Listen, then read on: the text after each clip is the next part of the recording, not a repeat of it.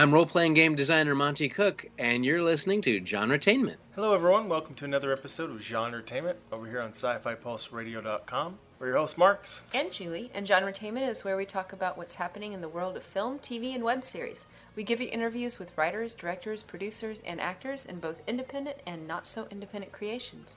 And for today's packed episode, we have 2 interviews. Yes, first up are Leonard Balsera, the lead Fate system developer and lead system developer from the Dresden Files RPG, and Mike Olson, lead author on the Atomic Robo RPG. Then we have a bonus interview. ScifiPulse Radio had a chance to chat a little with actor John Noble. Woohoo! You probably remember him as the mad genius Walter Bishop on the television series Fringe. Noble tells us about his new character who will be recurring on one of our new favorite shows, yes. Sleepy Hollow. Really good show. And you'll notice that we're joined by Ian Cullen, host of SFP Now, and the founder of ScifiPulse.net. He's the guy with the British accent. Can't miss him. Not Noble, who's got the Australian accent. Right. No confusion there. It's a Manchester accent, so it might not be quite the accent No, they're it's used not. to. The English accent they're used to. Before we start our first interview with 2 of the game designers of the Fate role-playing game, we should point out that the music you just heard at the beginning of the show was a snippet from the theme song for our web series, Reality on Demand. It's a song composed and performed by our friend T-Sean Hardy. You can find our web series at realityondemandseries.com. Now let's get started with our first interview.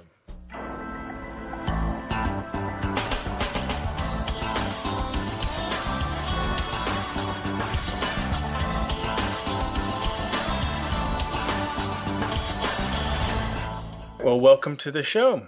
Thanks for having us. Thank you. So, for those in the audience who haven't played Fate yet, can you tell them a little bit about the game and how it might differ from some other popular games like D&D or Pathfinder? Well, the probably the biggest distinction when you're playing Fate compared to other role-playing games is that Fate has these traits in them called aspects, right? Which are phrases.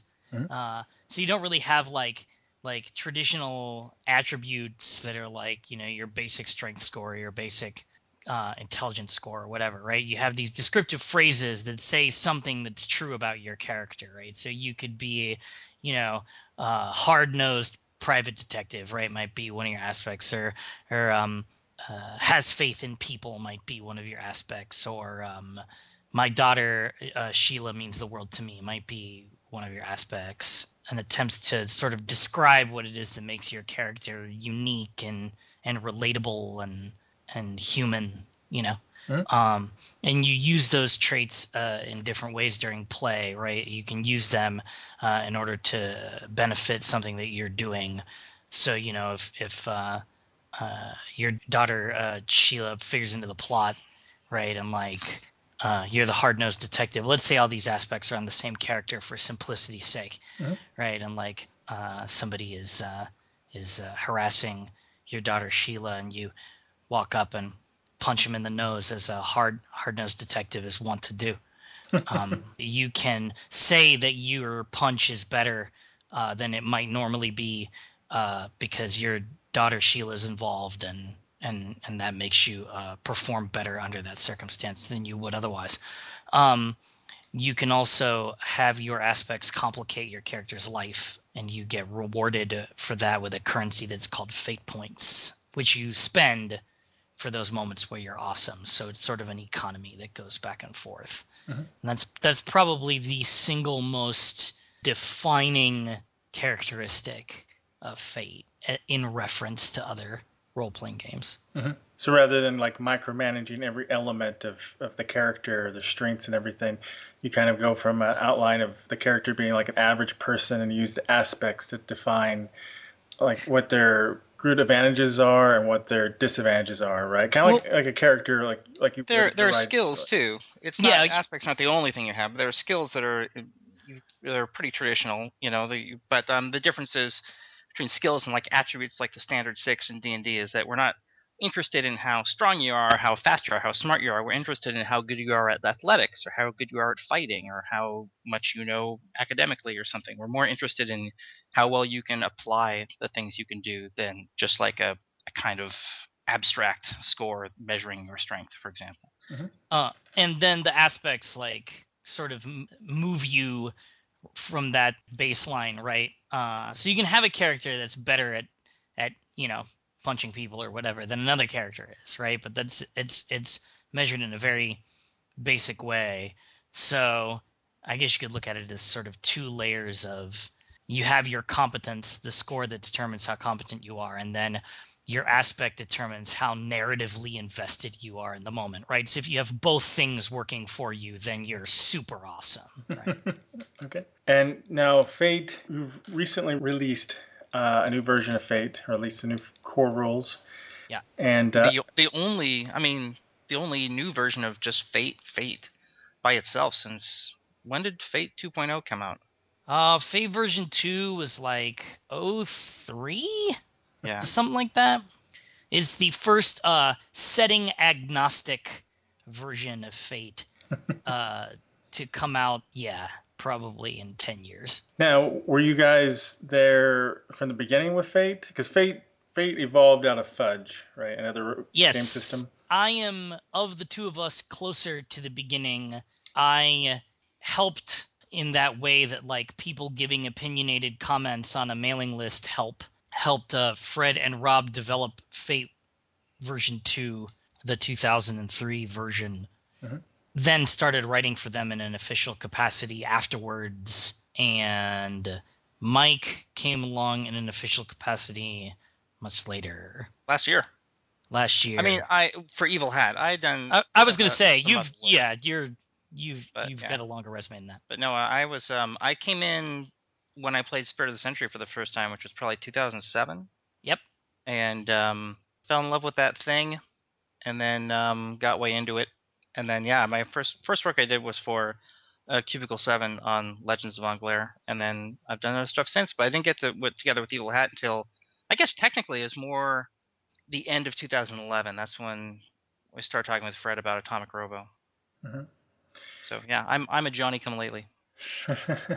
One of the main books that uses the Fate rule system that a lot of people have heard of is the Dresden Files role-playing game. How did that develop? Because I know, Lenny, you're the main lead system developer on that game, correct? Yes. It came about because Fred and Rob are new Jim back in the day.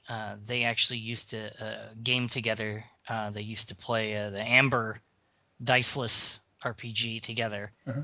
They've known each other for a long time and wanted to pick up the license to do the game. I believe that it was Jim's agent that originally suggested when they were talking about doing a role-playing game that Fred and Rob might be good candidates to do it.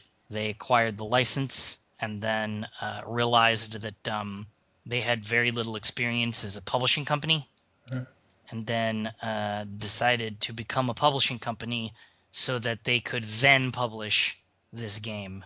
That's the very short version. There's actually a longer version of this story on the Dresden Files RPG website, mm-hmm. DresdenFilesRPG.com, but that's the short version. Mm-hmm. Is they actually acquired the license a long time ago and decided to develop Evil Hat Productions into a publishing company that would be capable of publishing a game that would do the license justice. Mm-hmm. My role on the project changed a lot over time. I was originally helping a little bit, and then I found myself as the responsibilities of running a publishing company started to take more and more of Fred and Rob's time. I found myself working more and more in a bigger and bigger role on the project until eventually I was the lead system developer, and there was nowhere else to promote me.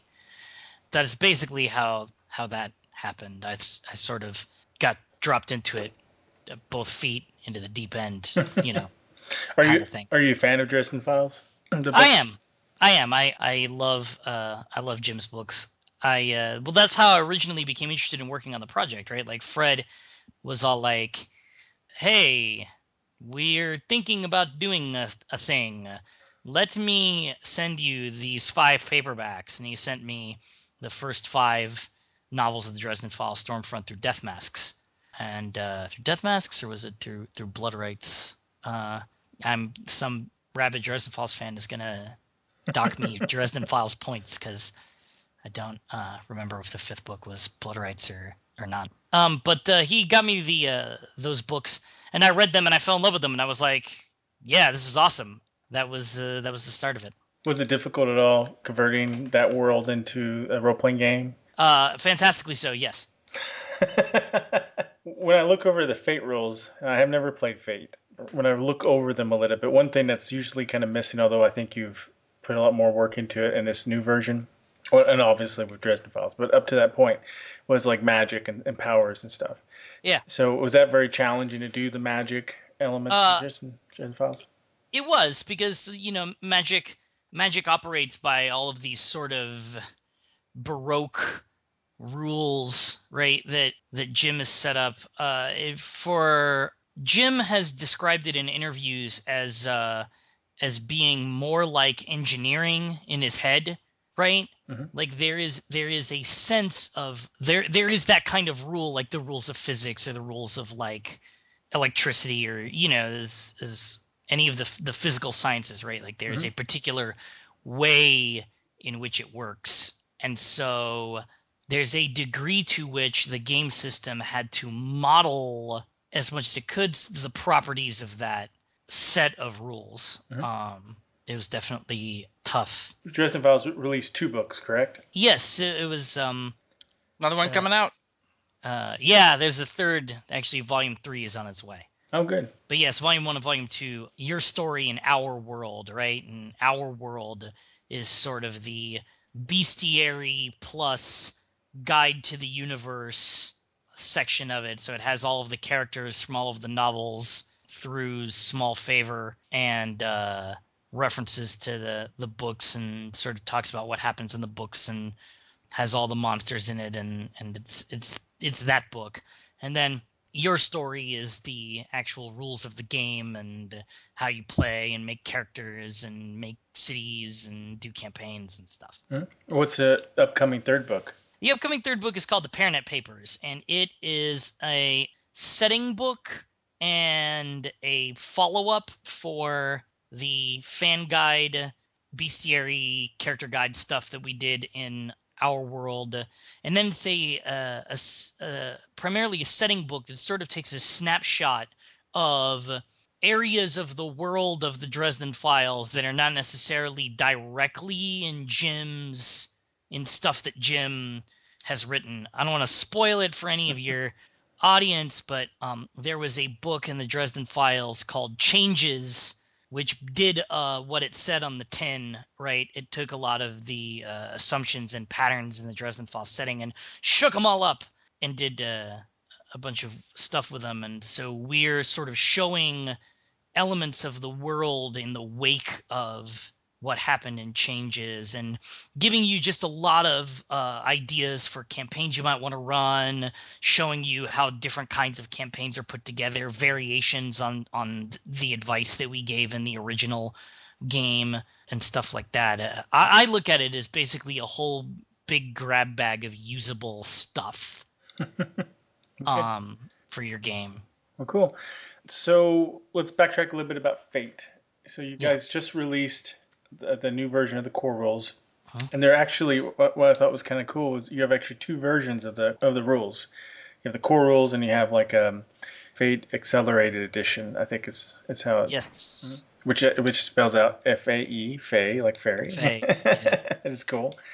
A friend of mine joked that we should have called it Fate Accelerated Travel Edition, so that the acronym we can get back to Fate being an acronym again. Yeah, was recursive. So the acronym for Accelerated was also Fate.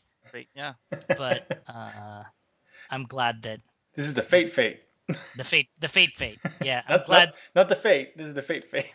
Yeah. This would only confuse the is it an acronym issue. Right. Yes. I would like to clarify for the public record that as of this time, Fate is no longer an acronym. It hasn't been an acronym for a while. I know I was doing it wrong for a long time. Not wrong, but I was still acronymizing it for a long time. Well, we never really, in Dresden and in Spirit of the Century, I don't think we ever really said one way or the other. Like, I think we messed it up also, and sometimes like wrote it with caps and sometimes didn't. But it is no longer an acronym. I've seen it capitalized as capitalized Fate Core, and sometimes Fate not capitalized but Core all caps. Oh, I've not It's seen a that. fun variation. Yeah. What would core stand for? Core. I don't know. Come on, really, everyone? Acronyms are cool. Yeah. Yeah. So, what's the difference between the two? I mean, just in general, what would be the difference? Why would someone want to play one versus the other? Mike? So, Fate Accelerated is kind of aimed more at people who are new to gaming or younger gamers. You can think of it as I've heard this used before for another game, but kind of an earlier on ramp to the freeway that is Fate, I guess, where you there are kind of fewer things to consider in character creation and during play. So it's just a more simplified version. Their stunts are formatted a little differently, but still work the same as in Fate Core. Stunts are the special little rule bending things you can do. Instead of skills, we have approaches, which are adjectives that describe the way you do things instead of the things that you do. So instead of rating how good you are at fighting or shooting or science or something, you rate how clever you are, how forceful you are, how careful, how sneaky. And then when you describe what your character does, at least in my experience, you really play up the approach that you're using, and it results in really colorful gameplay because you can't just use forceful for everything, right? You gotta really like ham it up. If you have a +3 forceful, you want to get that into everything, then you really have to get that into the narrative, and it's one of those. It's my favorite kind of meta mechanic that an RPG can use, where it feels like you're cheating because you're like, oh, I'm totally using this one approach for everything, but actually what you're doing is making really colorful gameplay. And yeah, you're using the same approach for everything. That's fine. You're playing a sort of one-note character, but hey, it's still a pretty fun character in play. So approaches are the big difference there, and there are fewer aspects. I believe characters only have 3 aspects. From what I recall, I was like a system editor guy on Fate Accelerated, so I don't trying to remember. I think you can work up to. Now I'm gonna have to look it up. Yeah, but there's no refresh. I think they're basically anywhere that things could be streamlined a little. Clark Valentine streamlined it a little, but those characters are still totally compatible with Fate Core characters. There's no difference in terms of how the system actually works. There's no difference between the two. The only difference is sort of what you're emphasizing. And even though it was designed for, like I say, younger players or new players, there are plenty of experienced gamers and Fate gamers who really prefer Fate Accelerated over Fate Core because it's just like a bare minimum of what you need, basically. Mm-hmm. Yeah, one big strength that it has is in the short game, con games, one shots. Yeah. It's a very awesome. We had this wacky idea. Somebody comes over and is like, "What if we were the Three Musketeers in space?" Yeah. Right? And everyone's like, "Yeah, that sounds cool." And Bob didn't show up to the game session or whatever. And let's do this thing. And yeah, it's very, very good at handling the short game. Well, we had a pickup game just like that at Gen Con where friends of mine and we played a Yakuza game. We're all Yakuza guys. And it's funny because the art for Fate Accelerated is all kind of kind of looks like Avatar, Last Airbender, or like sort of, kid-friendliest stuff where our Yakuza game had a lot of murder in it. There's a lot of people playing Fate Accelerated games that are not for kids at all.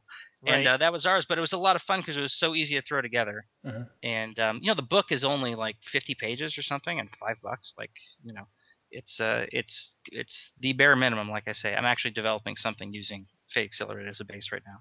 Yeah, that is cool. One of the things that is kind of cool about it too. In terms of it as a physical product, because it's like a $5 50-page book. Is that for the price of one core book of a more, let's say, robust RPG, right? Mm-hmm. $25 you shell out and you have a copy for everybody in a gaming group. Yeah. And then you can go, right? And I feel so easy about giving them away. I gave a copy of Fate Core and Fate Accelerated to the local library. I gave a copy to my son's teacher's daughter, who's in junior high, has never heard of a role-playing game before, but sounded like she'd be into it. I'm like, here you go. And I give her 4 fate dice, too. Like, here you go. Have the book and do some dice. Go nuts. I happen to know for a fact that LeVar Burton has a copy. Ah, cool. Bought it himself in person at Endgame. Do you know the story behind that? I do. Wow, that's compelling.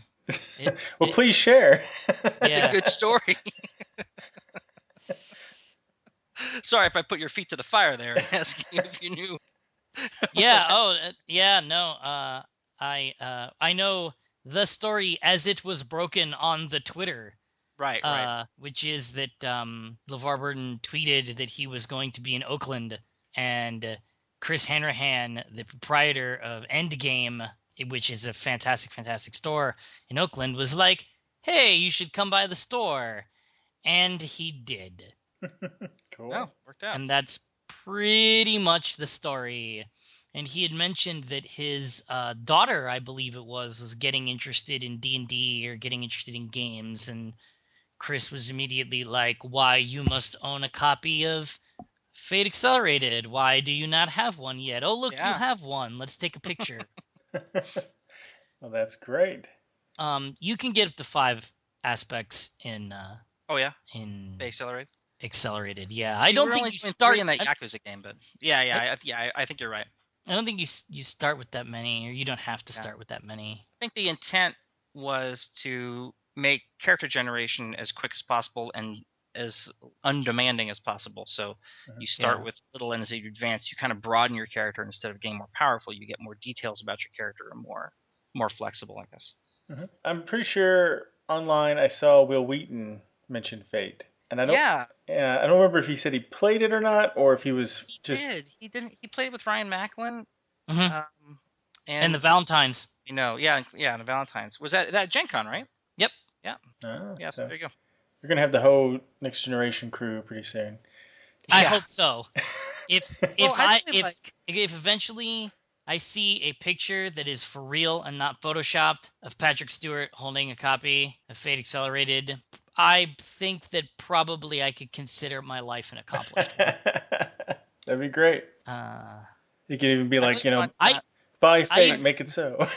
I even want to get guest stars, man. I want Denise Crosby to have one. I want. Who played the Traveler? Who played the Traveler? That guy. You gotta get him a copy. Mm-hmm, mm-hmm. His Ensign Rowe. Ensign Rowe, right? Needs one. And man, I just want to seed it throughout the entire sci-fi television. We'll get Bruce Boxleitner one. We'll get Tracy Scoggins one. We'll just everyone. There you go. I think that's a good marketing plan. You released these games and the earlier versions under the Open Gaming license, and you also released under the Creative Commons license. Yep. So what was some of the thinking about doing that, and what kind of response have you seen from that? What was the thinking? I think the thinking. I think you'd have to ask someone else, unless you actually had something to do with that decision. I didn't have anything to do with that decision, so I am taking the gumption to speak a little bit for Fred and Rob. But I think the thinking was to get it out to as many people as possible, right? Like just to maximize its exposure. Well, and also the Fate community is awesome. It's an awesome like hacker community kind of, where people like to use the resources that have been made available to do lots of other cool stuff. Like my whole career writing for Fate comes from that. And Spirit of the Blank, his blog Spirit of the Blank is what he's talking about right now. Okay. And Spirit of the Blank got me my first job, working on Glare. And I did the Fate edition of the Kerberos Club, and I'm the one who made the call there to make that to make everything OGL, because I wanted people to have the tools to do stuff, and it's been gratifying to see people actually use those tools to make published product, to use stuff I introduced in Kerberos Club and other games, which I was hoping would happen, but I had no idea if it would. But I think that there's just people just want to share stuff they've done for Fate. Right, and we also have, we have a lot of there's a lot of really great product out there that people have done for Fate. There's Diaspora. There is, I was going to mention, Kerberos Club. there's Star Blazer Adventures and Anglaire and Strands of Fate, and it's kind of there's no benefit, right? Not really. Yeah. In keeping, there would have been no benefit in keeping it closed. Mm-hmm. Right? Yeah. Yeah, like I wasn't expecting anyone to pay a licensing fee to use like the power tier system from Kerberos Club. Like let's just give it. Let people. If someone wants to do something with it, great. I want to see what people do with other stuff. I think that there's just a real sense of community. I feel around Fate. Right, and you have to in RPGs. I think you have to build that because the let's face it, the industry is not large. Yeah. It is not the biggest thing ever, right? Like, I don't think that you can afford to make any decisions that are going to limit, all right, the potential scope and reach of what it is you're making. So, to me, the open license thing was a no-brainer. Of course, we wanted it out there, and right along with that was in the Kickstarter. You back for $1, you get a copy of the playtest rules immediately. And that's the same kind of thinking, like, just have it, and it's pay what you want on drive-through, Hold on, I have to be a little bit anal retentive and correct you slightly. Sure. You get a copy of the first completed draft.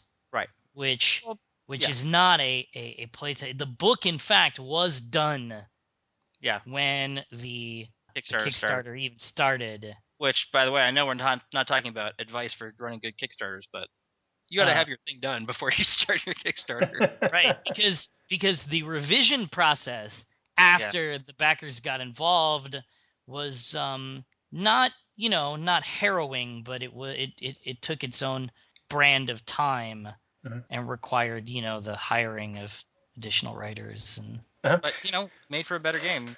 Yeah. So let's talk a little bit about the Kickstarter, because you guys did a Kickstarter for this new Fate core rule book. How much did you guys raise, and do you have any other tips for people who are going to maybe try crowdfunding? We raised, according to Kickstarter's website, it was $433,000 and change. Thank you. Yes. And the initial goal was $3,000, I think. Something along those lines. Something along those lines, yeah. But the big number, I mean, $433,000, that's a big number. But the actual big number is that there were 10,103 backers. Oh, wow. Which, that's the big number, right? Because there are 10,000 people out there, 10,103, who, as soon as they backed, they were able to download a copy of the rules. And those are 10,102 other people out there, if you backed, that you could play with, who have access to a copy of the rules. And that's like creating a community right there. There are lots of people who backed that who hadn't played Fate before. But there's like the hype machine was running strong for that. And the cool thing is that Evil had actually delivered on everything. Like, we're still, stuff is still getting released to backers, and things are coming out on time. And well, as far as I know, maybe it's not on time, but there's a lot coming out still. Like, people who backed that at a certain level really have gotten a lot of bang for their buck. Yeah, so that was one of Fred's biggest, I know one of his biggest priorities in conversations that we had was, if we were going to do a Kickstarter for this thing, that our ducks would be all in a row to make sure that we could deliver on a lot of this stuff. And that's one of the reasons why it was so important, right, for the draft to come in when it did, so that he could have that first backer level that was like, yeah, give us $1. You can just check it out. And it's also been cool to see other Kickstarters do that now. That's become like a sort of a default thing, where it might not be $1, it might be $5, but there's a lot of back it for $5 and get the rules right now. And it's really cool to see that going around because it was so successful. I should say that I was almost as much of a spectator on that one, on that Kickstarter, as anyone else. I didn't have any real involvement in the running of the Kickstarter. That was Fred's full-time and then some job during that time. Me too. I mean, I knew what he was going to do. Yeah. We had talked about it. We'd been talking about it while I was working on the original draft for a while. But yeah, I mean, I turned in my draft, and then a Kickstarter happened, and then it went atomic. And I was like, that's kind of neat. But for the large part of it, my job was already done by the time the Kickstarter started. Yeah. So now there's a core book out. There's a toolkit book out. Yeah. And then you've released 2 like world setting books. Can you tell us a little bit about those? That's all you, Mike. Okay, well, the toolkit is like my favorite kind of book. It's just a bunch of hacks and tweaks and alternate rules and suggestions for different kinds of games and a bunch of different magic systems and stuff. It's just a bunch of ways to mess with your game, which is what I love to do with Fate anyway. So that was a really fun book to work on, and I'm glad it's out there now. Mm-hmm. I was able to take a lot of content actually from my blog and clean it up and have someone edit it and put it into a book. So like things that people like from the blog ended up in there, but better, in a better state. It was very cool. That's one of the reasons why I said it was all you, because like it feels to me like Fate Worlds is sort of like the validation of Spirit of the Blank, right? Like this is totally the thing that we wanted to show people, right? It was like, here's all these ways of like hacking game and alternate rules and even the Fate Worlds books, which are a bunch of settings, like not heavily in-depth settings, but certainly in-depth enough, more than to play. But each of those settings comes with some other rules tweak or difference or something to make those settings unique. So it's not, even if you're not interested in the settings themselves, which are all good, by the way, there's still lots of interesting new rules and things you can add to your game there. Yeah, I had very little involvement with Fate Worlds. I edited one of the settings, but it's a really cool couple of books. It was going to be one book, but there's so much content they had to split into 2. As an example, I worked on one of the settings in Fate Worlds, which is called Fight Fire, with the designer of Fiasco, Jason Morningstar, was the other guy who worked on that, and Brian Engard, who also worked on Fate Core, also did some development work on it. But that setting is all about actual firefighters. The whole idea behind Fate, like we have this passage in Fate that has now since become sort of a marketing blurb, that Fate is about characters who are proactive, competent, and dramatic, right? Mm-hmm. And Jason pitched a thing to us where he was like, proactive, competent, and dramatic. Yeah, so actual real-life firefighters. And we were like, holy crap, you know? Watch like, yeah, thanks. PG-13, ladies and gentlemen. God Lord. Anyway, PG-13 Lenny is like watching like Beverly Hills Cop on network TV in the afternoon. Right. Just replace the words with something else. Just well, you can hear it. You can hear it, right? Like you can hear the spaces in between. The dramatic pauses. I'm mentally editing out the language that would be inappropriate. But so Fate Worlds, Fight Fire, right, is about for real firefighters. They don't have superpowers. They're not living in a cyberpunk dystopia. They're just for real, actual firefighters doing stuff that firefighters do. And that to me was so compelling. No pun intended. But one of the things it does, one of the things it does mechanically is that it's got all of our rules in there for fire as a living thing. So that's its mechanical bit. Like you were saying, even if you're not interested in the setting, right? Like if somebody comes to that book and go, I don't know, play firefighters, yeah, that's real. I don't want to do that. I play games to, whack orcs with swords and escape and stuff. You can still take that fire as a living thing, fire built as a whole like scene to play against, right? Mm-hmm. And apply it to other forms of obstacles in your game, right? Like you can take the fire rules and use them to make like, the magic genie construct rules, right? Like in your fantasy setting, they can work kind of the same way. So, and aren't there some different teamwork rules in there too? I thought there was something about like different. Like firefighters are filling different roles. Maybe I'm thinking. Yeah, they do. Yeah, they have like different skills. It kind of, the design sort of forces you to work more as a party, because there are certain skills that certain people get and certain other skills that certain other people don't, and there are certain tasks that you have to go through when you fight a fire. they require you to rely on the other people in your team. So there's a little bit of that element in there too. See, that all of that stuff makes me think D&D. Like, that sounds ideal, because I like to run D&D with everything except D&D. No, I like D&D too, but that sounds perfect. Like, you got a team of people, they have diverse skills, they're up against the environment, like that. There's really broad applications. And a lot of the new rules in Fate Worlds are like that. You can apply them to a lot of different things. That's cool. So what kind of other worlds are there in that book? Is there like a D&D-ish type world, or are they totally different? No, there are some pretty unique settings, honestly. I worked on Camelot Trigger, which is like Arthurian knights in like big mecha in space. There's one of my favorites is John Rogers' Crime World. John Rogers, who was the guy behind Leverage, and he worked on the D&D comic for the part of it that was really good. And Crime World is all about like how to do heists and cons in your games like real criminals do, because he knows how real criminals do it, because that's what they did on Leverage. Mm-hmm. And it's just a really fascinating read, and that also has new rules to it. But just to read it, like here's how criminals think about pulling off crimes. It's really fascinating. There's Sarah Newton did one called Burn Shift, which is sort of like a post-apocalyptic community building / They Are Mutants setting, which is really cool, which you could use incidentally to run a supers game. It doesn't say that on it, but you totally could. Mm-hmm. What else? There are White Picket Witches, which is kind of like suburban supernatural. Yeah. Not urban arcana, but suburban arcana, I guess. Right. It's like it's sort of like Desperate Housewives meets the Anne Rice witches books. Oh, okay. Right. It's neat. No Exit, the sort of psychological horror about a bunch of people in an apartment building who don't want to leave for some reason, and you are trying to get out. Oh, that's cool.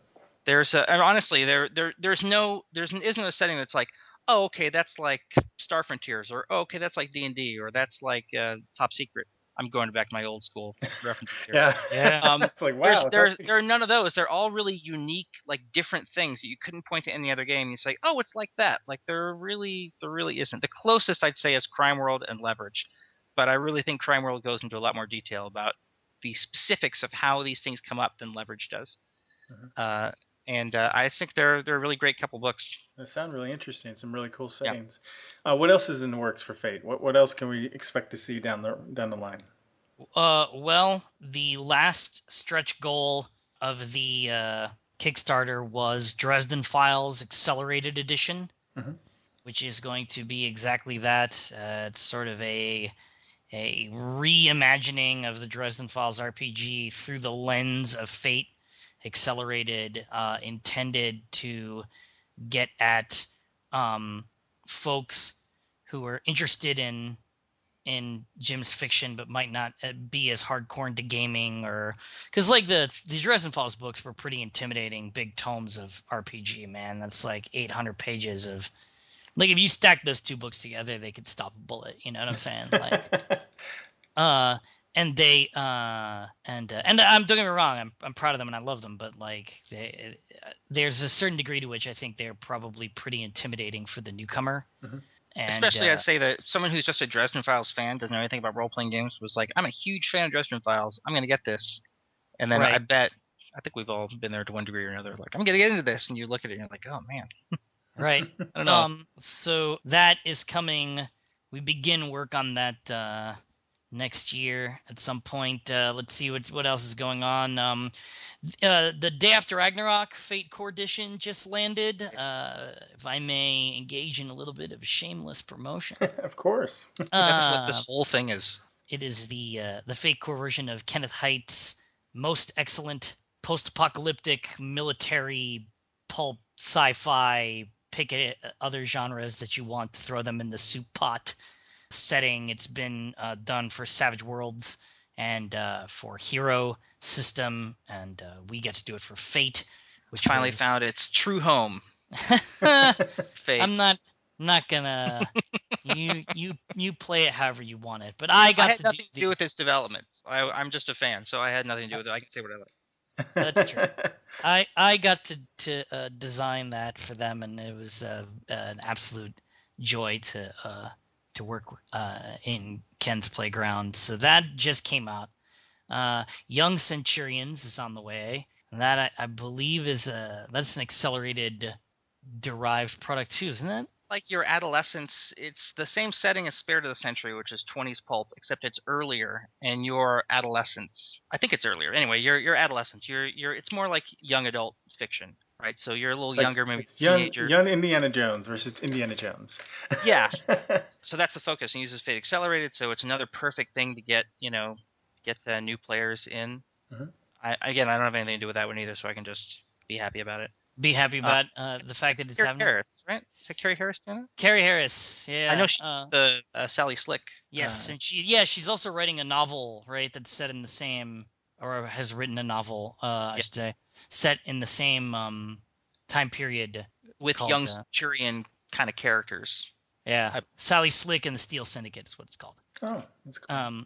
So it's like a young adult novel, which is pretty awesome. That's let's see what else is on the Shadow of the Century, of course, is on the. I got a couple plugs. Yeah, so Mike Olson, shameless promotion. Shadow of the Century is like the 80s version of Spirit of the Century in a way. Instead of 20s pulp adventure, it's 80s pulp adventure. So take all your Big your Trouble 80s in Little China and cliches, any Kurt Russell movie from the 80s will do. So if you want to play a game where you're 18 plus MacGyver plus Airwolf plus Tron plus Knight Rider plus whatever.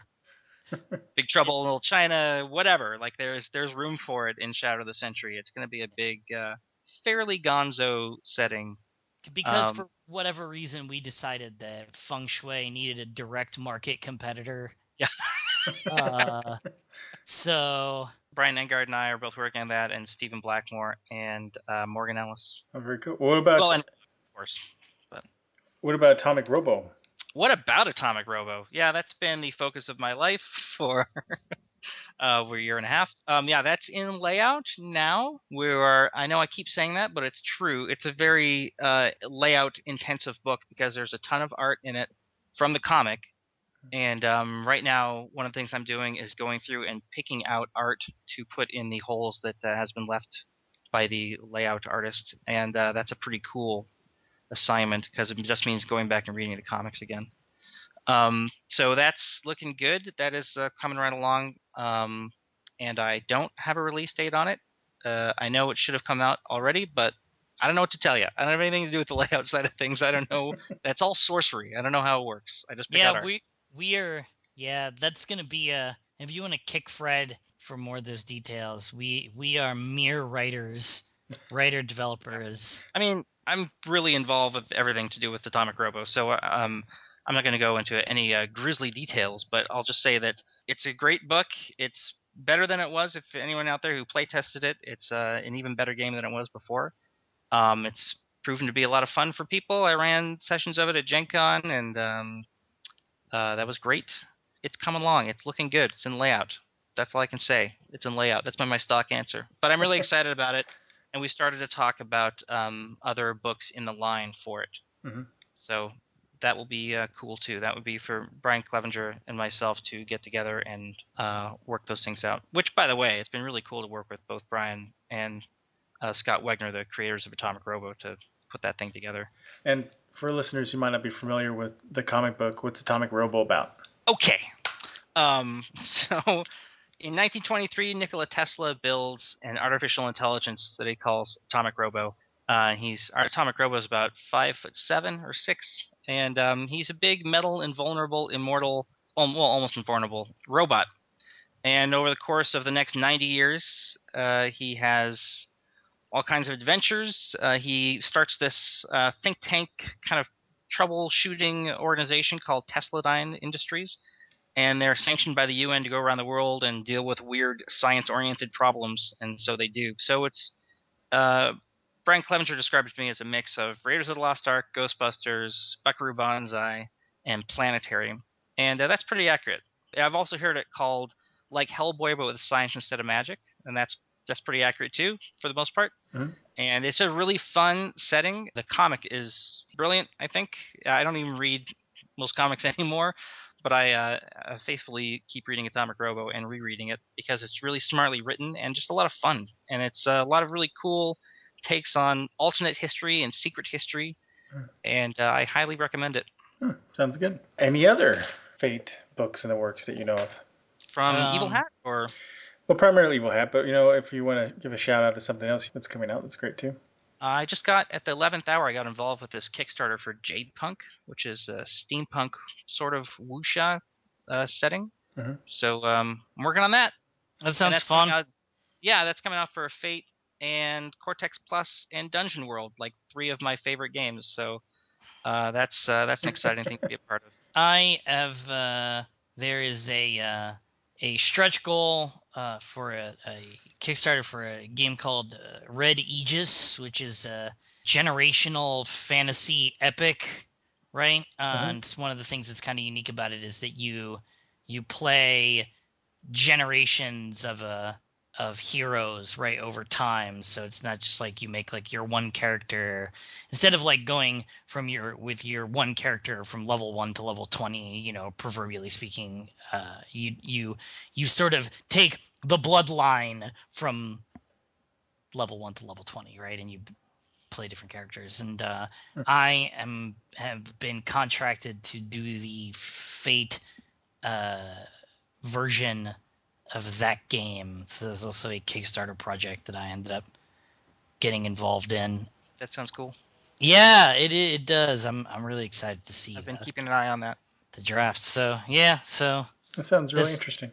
Yeah, a lot of stuff's going on in the world of Fate. Yeah, I feel really busy. Oh, and also Don't Hack This Game is spinning back up, and I wrote a piece for that. That's Hacks of Don't Rest Your Head. A game that Evil Hat put out a while ago. When did that come out? I believe, technically speaking, that it is Evil Hat's first game. Yeah, I think so. As a publishing company, yeah, that was Fred's insomnia-induced magnum opus. Yeah, and it's a really cool setting, and I wrote a hack for using Fate to play it, or using it to... Of course you did. Of course I did. That's what I pitched to Ryan, and he bought it. So what do you want?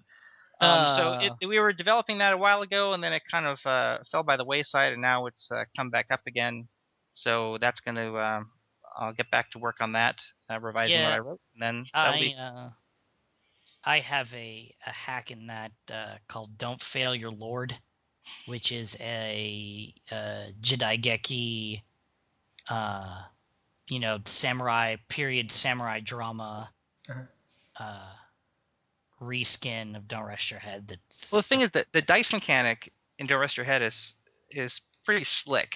Yeah. And it's cool to see the different ways people can keep the same dice mechanic, but like have it mean totally different things. Yeah. In the chosen setting. But I didn't do that. I did a Fate hack instead. Of course you did.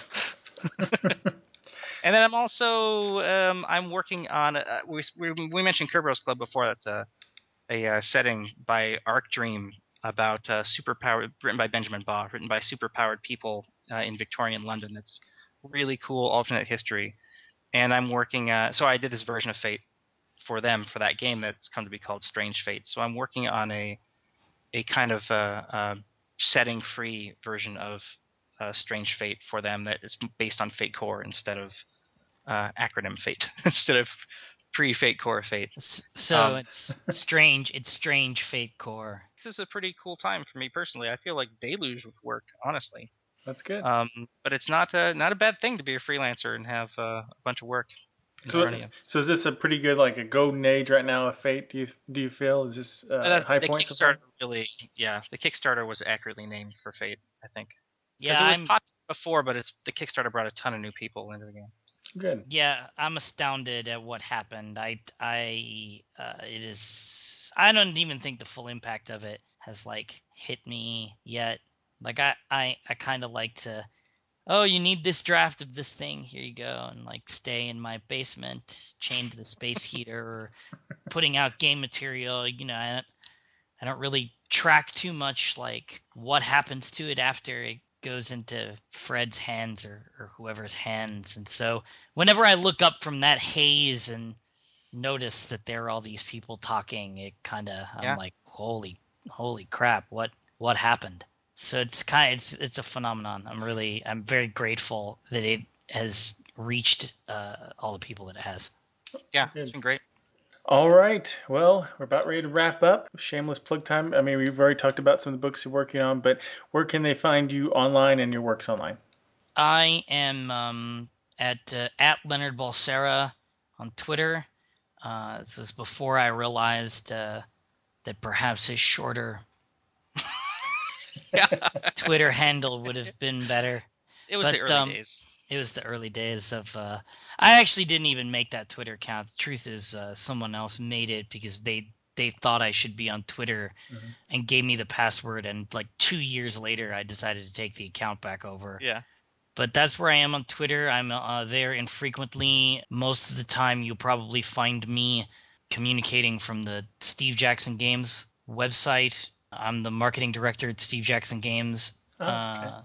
And so I post a lot to their blog, The Daily Illuminator, and I make some posts to Facebook and to their Twitter feed on their behalf. But if you want the unadulterated, the 100%, I'm at Leonard Balsera on Twitter.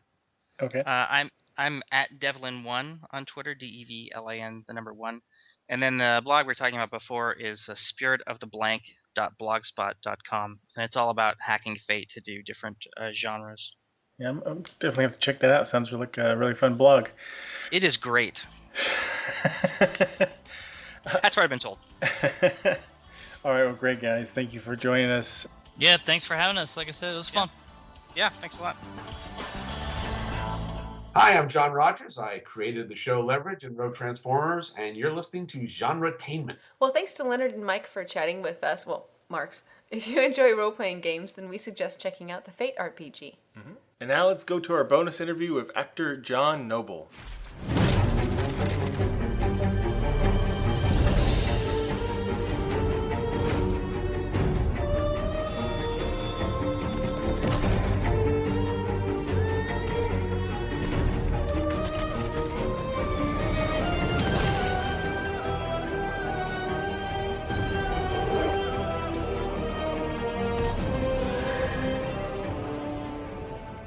Hi, can you tell us about how you got involved with Sleepy Hollow and a little bit about your character? Alex rang me, and no, that's not true.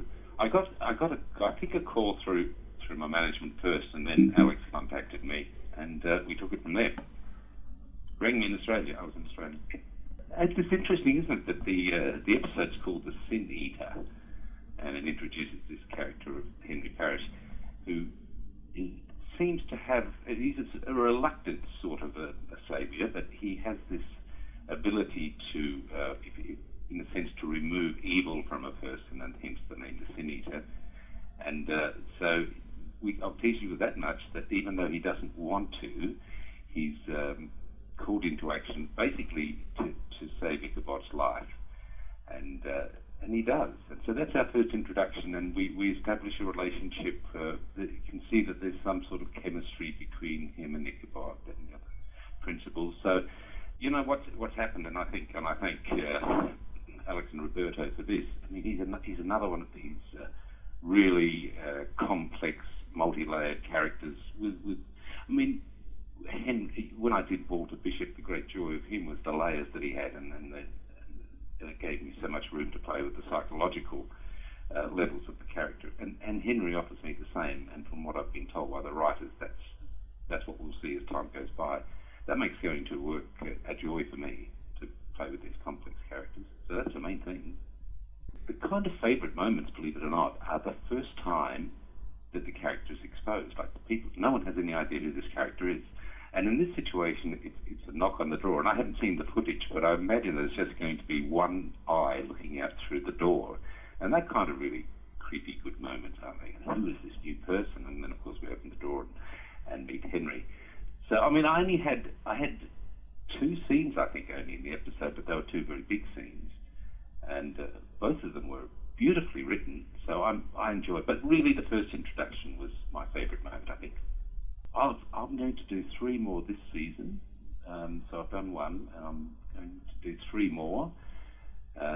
So that's probably be back next year for quite a lot. Hi, John. How you doing? Good, Ian. How are you, mate? I'm good. I'm just wondering. You mentioned that your new characters, got lots of layers, a bit like Walter Bishop. How different is Henry from Walter? Because Walter was very, very to say a word, very eccentric. Is Henry also quite an eccentric character? Do you think? Yeah, absolutely, but not in the same way. I mean, he doesn't have that that I know so far, that extreme range that Walter had. The sort of mentally damaged character that he was. So he doesn't. From what I know, I don't see that type of rage. What I do see is the depth and the secrets and the psychological twists that I find very appealing about this character. He's a mystery man, and will reveal these mysteries. And I think as time goes by, those revelations will be quite a shock to the other characters and to the audience. That's great fun to play that sort of thing. But he's not a crazy like Walter was. It's like getting lightning in a bottle twice, if you can understand the analogy. And I know that there's a crossover between these two shows. To start with, the creators, Roberto and Alex, are the common link. And I know from just talking to fans over so many years, going back to Lord of the Rings through those years of Fringe, that there is a huge crossover within the science fiction fantasy areas. So I feel very comfortable in that area and very, very fortunate in the sense to have that stable base out there of people that I know enjoy and find this work fascinating if it's good.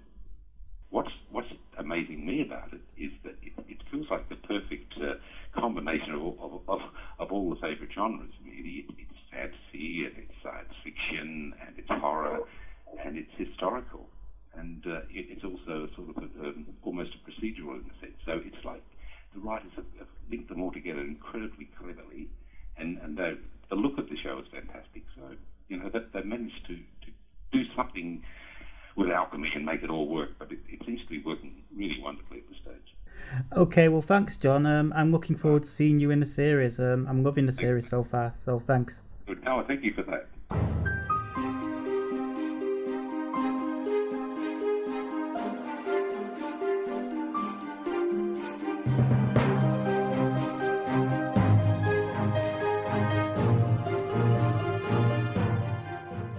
Hey, this is Doug Jones from Fantastic Four: Rise of the Silver Surfer, Hellboy 1 and 2, Hocus Pocus, Pan's Labyrinth, and currently on Falling Skies. But today, you are listening to GenreTainment. Thanks to Fox for letting ScifiPulse Radio have a moment to chat with Mr. Noble, and we love his character on Fringe, and we really do look forward to his addition into the crazy supernatural world of Sleepy Hollow. Well, that's it for today's GenreTainment. We'll be back soon with all new guests from our favorite films, TV shows, novels, and web series. Keep up with our show on iTunes, Facebook, or at the websites GenreTainment.com and ScifiPulseRadio.com. And don't forget, you can also check out the other great shows on the ScifiPulse Radio channel like SFP Now, The Roundtable, and more. Until next time.